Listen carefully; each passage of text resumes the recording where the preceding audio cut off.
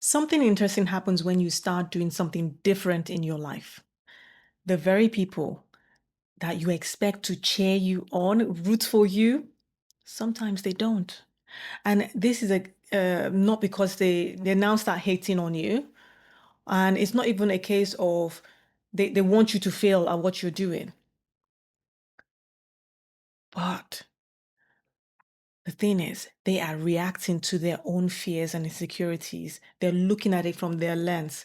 And how this tend to show up in for us could be, are you sure that thing you want to do, you know what you're doing? Why are you doing it that way? Or why? Um, why are you wearing that? Why don't you just find something safer, something more secure, like get like a proper 9 to 5, like all those things. And if you're not careful, those voices will start sounding like your own voice. So today's video, I want to really talk about something us capable people quietly experience and how that noise around us can slowly change how we start showing up unless we learn how to move anyway with that inner chatter, or not even inner chatter, with what's going on, with people's reaction, with what other people say when we start wanting to be visible, when whatever it is we're doing requires that visibility. And with that, interesting things happen. People react. And sometimes it is encouragement, but sometimes it's confusion. Like, what the heck are you doing? Like, why are you dancing? Like, what are you jumping? What's that? And you could start having just comments or even subtly them saying, I'll fix this. Like, oh gosh, you didn't put on makeup on. Like, do you see how your skin is so dry? Like, make sure you do this. When, oh, that's embarrassing. Like, come on now. Like, what are you doing? This thing, on and on, like it just keeps on going of all these subtle things. Like, my goodness, fix the house before you start doing all those things. Like, have you seen, you want people to know that you don't drive or like whatever or this or blah blah. Here is the tricky part. With all those things happening, a lot of those comments are coming from people that genuinely care about us. They love us. They are family members. They are friends, really good friends. And there are people who are close to you, they're close to us, but they're looking at life through their own map of the world, the way they see it. They don't see it in our own way. They see it from their own comfort zone. They see it from their own experiences, from their own idea of what safety is. They're seeing it because of like, they don't believe or see things the way we see things. They just see it like, why would you go and spend that kind of money? Why would you go and do that? Like, why are you showing yourself up like that online? Why are you crying online? Why are you doing like, you get it, right? Well, people don't always speak from truth. They are often speaking from what's familiar to them. You see? So I remember, oh my goodness, when I wanted to properly go into studying British Sign Language. And hence then I'll become an interpreter. Like, that was the thing. I was like, okay, now, okay, and the thing is, at the time I was at uni and I was studying to become, or I was studying business information system. And yeah, so I was going to do like the accounting side of technology and how things work and all those things. And yeah, when I finished, there was this career pathway of how I would like, get into a stable 9 to 5. And then from there, you can predict what my career perspective would be and the steps up and all those things. Very, yeah, safe way. But I decided I wanted to switch into interpreting, to become an interpreter. So that means I had to go and learn and do all the different things that's required. I set it off as a hobby. I set it off as like an interest. And I had the opportunity to go and learn. And then from there, I was like, ooh, I'm actually enjoying this. And then I had the opportunity to have a taster because I was doing a hobby thing and someone's like, we're desperate, we need someone. Can you like just come and help? I'm like, oh no, this is just a hobby. And it was a case of, yeah, but you're really like at this level. So we need someone to cover just this thing. And my off day at uni, oh, like, yeah, I could do it. So I went and did a thing. And I was like, for how much? Like I did that. There was no stress. I was in and out. And then, oh, I can do some more of that. Before then, I never had that notion like, oh yeah, I want to be an interpreter. It was just kind of like, but it was just how fun it was to just be able to do the thing and then being paid handsomely at the time for that, someone who's still, at the time I was having like was working at McDonald's and the rates there and it's like felt like it was double my income at the time, or even triple at the time, something like that. So I was like, oh, let's look into this. Let's figure out what this gets to look like. And then I started seeing that actually there is a pathway to then become an interpreter and you could then be and do. And the thought of me having that 9 to 5, I mean, yeah, but I just loved my own space, whatever. But yeah, so from that decision, right? Now I'm telling family and loved ones that, okay, I shared with them that this is where I want to go now. And my excitement of, okay, this is my decision was met with concern. And I was getting questions like, are you sure? Why do you want to change? Like you know what you're gonna get. Like this is what's happening. And what are you, why? Why don't you just do this one that you know that yes, you're guaranteed to them to get job and to find a place, like all these things so you get your income, da da da da. Was the stuff. And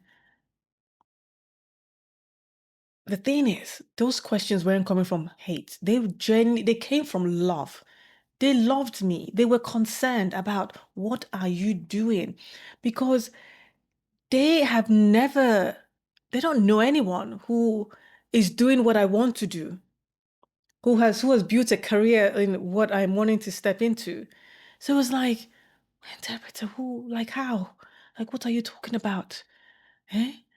They've never, they don't know any interpreters. They don't even know any deaf person or even the deaf community or what that gets to look like. Their experiences that they know of from back home, being Nigerian, is like they're less off, they're like beggars, they're this and that, not realizing that there is really more to what the possibilities are is there. So they're coming from like, how are you gonna help? Like, how much you gonna make from? See, like, it was not. They did not know that part. They didn't have that understanding. So they were saying it from their own perspective. And to them, it looked risky.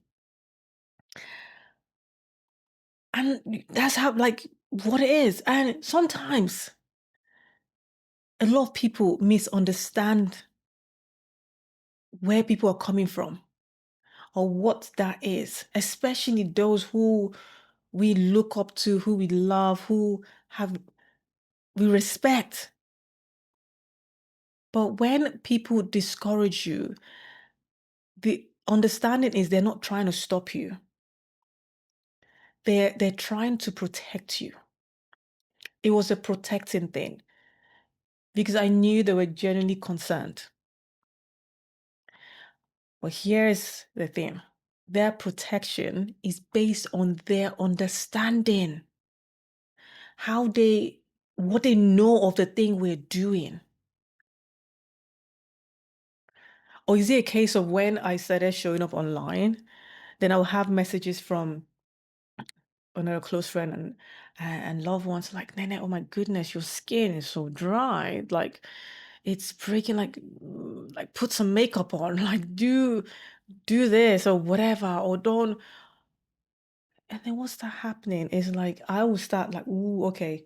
I would now want to go out and create something like, oh gosh, I need to put makeup on, I need to put my face on, I need to do this. And then nothing happens. because of their fear of, your skin is not on par to wanting to show up. And the thing is, if something does not exist, their map of in their like if it doesn't fall into how they see themselves, to them, without having that full face or without having the clear skin, they would never show themselves online, or they would never like go out and do whatever they're doing, or without knowing, okay, I don't know any deaf people. I have no, like, who, there's the opportunity there, is it this? It feels dangerous to them that way, like, because they have no idea. It just because someone loves you doesn't mean they see the future you see in yourself. They don't see it from how you see things, right? And here's where things start becoming interesting.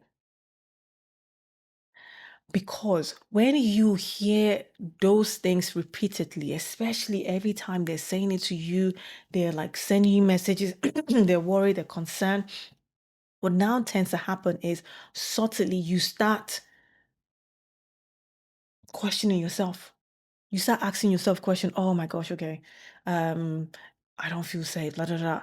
Because to me, like on my stories, I just like to be just me. A random thoughts comes to my head. I'm like, yeah, like in my, like, I remember one time I was gonna do like a facial, like I was showing, I was like, I had my best, and like, oh my gosh, why are you showing that? I'm like got a message from a loved one, like, what are you doing? Like, but it's building that no like and trust as being free.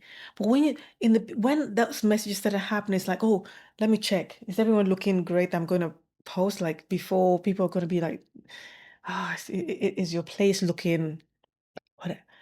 It started having that subtle knock-on effect on me. And you start wondering, oh, maybe they're right. Like, oh, okay, maybe not now. I'll chill. Can't do that now. Oh, or maybe this is not realistic. What about if I go in there and I don't get the same, I don't get work, or people don't understand, or like, or maybe I should just wait, or maybe I should just finish this and then maybe I'll do this, or like, and this is where us capable people, we start shrinking ourselves without even realizing that we're doing it. And not for because we lack the ability, and not for that we no longer have that drive or desire, but because the noise around us, the constant talk and all these things starts becoming our own inner voice. We start using that on ourselves. Like, oh yeah, maybe not. Nah. And this actually reminds me of a story that I once heard. So now look, imagine two people fall into a deep constructing pit, right? And the wall's high that they can't really like easily get out of it. And then they're trying to climb out. They're there like trying, grabbing everything they can to get out of this space. But it's not that easy. It is not free flow. And then people start gathering out and like telling them like, oh, on the edges, they're like, oh, we've called for help. It's okay. Like just chill. Don't worry about it. Like help is coming. Like wait, and all this is happening because all the people on the top are shouting, right? Like, don't waste your energy. Like, people are coming, they would like, we're getting a rope, they'll bring help, they've called for help, da da da da. All that. Help is coming, help is coming. Just wait, just wait, just wait. Help is coming, wait, wait, wait. Save your energy, save your energy. All that was going on. One of them in the pit hears this and decide, okay, I'll stop trying since they've called for help. I'll just sit down here and wait. I'll sit down and wait. But the other person kept jumping, kept going, kept trying, kept flowing, kept on, trying to reach that edge, kept jumping and kept doing one or other angle, different space, different style, run up, catch up. They kept doing this over and over and over again. And the people on the above us there stop trying, stop wasting your energy. The help is coming. Somebody is coming. You are wasting your energy. But this person kept jumping, and again and again and again. They kept jumping and jumping and jumping until eventually they came out. And when they came out, someone asked them, "Why didn't you listen to us?" And the person replied, "I'm deaf. I thought you were cheering me on to come out." They were deaf. Sometimes the noise around us is saying, "Stop, wait, don't try that. Be realistic. It is not possible. You can't do that. People like us can't do that." That is that's what we are hearing. But the difference between the people who make it out the pit and the one who doesn't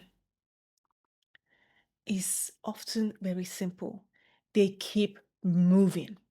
They keep their eye on the ball. They keep going for that which they desire, because capable people rarely fail because of lack of ability. It's not because of the skill. It's not because of the desire that they fail. They do stop because they are negotiating with the hesitation.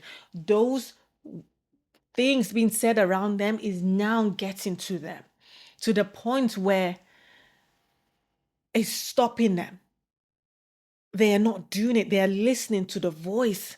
And while they are stopping, somebody else is moving. Somebody else is like applying for the thing. Somebody else is speaking. Somebody else is reaching. Somebody else is building the thing they want to build.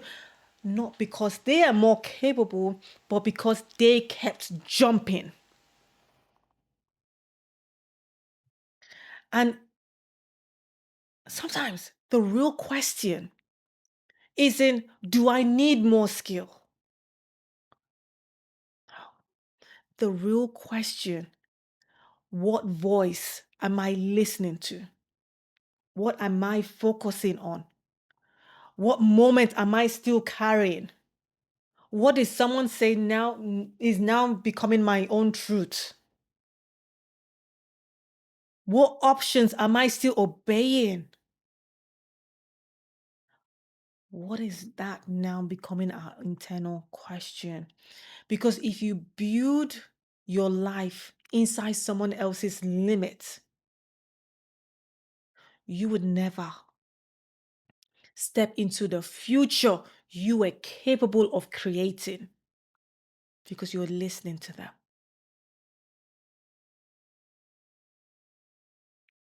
So we're building it, something right now. We're doing it. Whatever that desire, we're on it. We're moving every single day. We're starting that thing new. We're starting something new. We're showing up online. We're doing the thing. We're changing direction. We're going for our desires. We're doing the thing we say we're going to do. And the voices around us that feels loud, when they come in, remember this. Sometimes the difference between the person who makes it out of that pit and the person who doesn't is simply they kept jumping. So you go keep jumping. I am Nene. We do this every single day. We are evolving in real time. I'll see you tomorrow. Bye for now.